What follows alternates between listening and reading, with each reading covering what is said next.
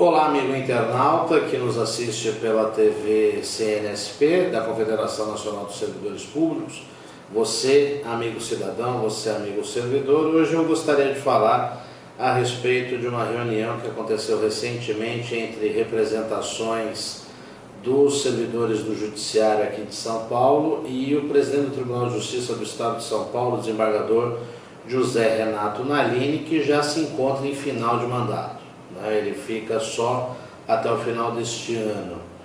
E em que pese falar sobre servidores do Judiciário de São Paulo, eu acho que isso serve não apenas para servidores do Judiciário do país inteiro, mas para o serviço público como um todo, nesse momento tão complicado do país, onde nós estamos discutindo aí questões que envolvem crise econômica, crise política, e que de uma certa forma a gente não sabe bem ao certo quando começa uma e termina outra, e quando começa a outra e termina uma. Está tudo muito misturado e vamos aguardar, nós que já estamos encaminhando para o final do ano, vamos aguardar que em 2016 as coisas estejam mais transparentes. Mas o que eu gostaria de deixar de recado é que essas entidades do funcionalismo que estiveram reunidas na semana passada com o presidente do Tribunal de Justiça do Estado de São Paulo, ouviu do presidente do Tribunal de Justiça, do maior Tribunal de Justiça do Brasil e, segundo dados, um dos maiores tribunais de justiça do mundo, uma afirmação que é muito complicada e que a gente deveria parar para analisar. Essas entidades foram cobrar a reposição salarial que o próprio presidente atual ficou devendo no começo do ano. O índice era próximo de 8% e o tribunal pagou pouco mais de 6%, e uma série de outros atrasados que os servidores do Tribunal de Justiça do Estado de São Paulo vêm acumulando nos últimos anos e já passa aí de índices próximos a 20%. E o desembargador José Renato Nalini, que já foi corregedor-geral da Justiça, que já foi presidente dos antigos tribunais de alçada que existiam em São Paulo até a reforma constitucional, a emenda constitucional número 45, que fez a unificação do judiciário, afirmou categoricamente que a Constituição Federal é apenas uma norma e que a vida real é uma outra coisa.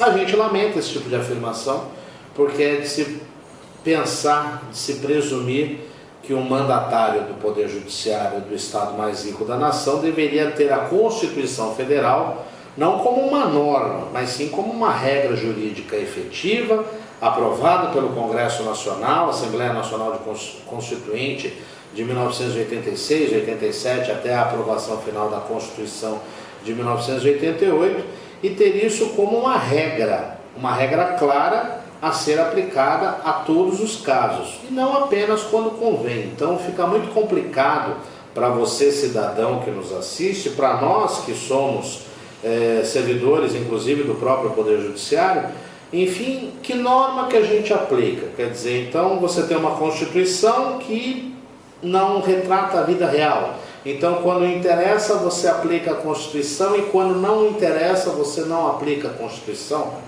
Então isso eu acho que merece reflexão.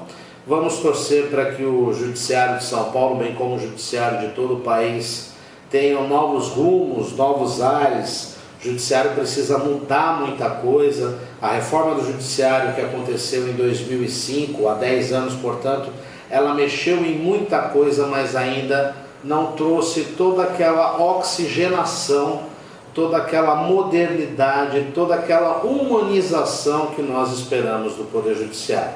E você, cidadão que nos assiste, que está do outro lado do balcão, que normalmente é o jurisdicionado, que espera anos por decisões que nem sempre são cumpridas e que muitas vezes acabam até tendo que se submeter a esses casos que a Justiça considera como acordo, para facilitar um processo que geralmente traz prejuízo para você mesmo.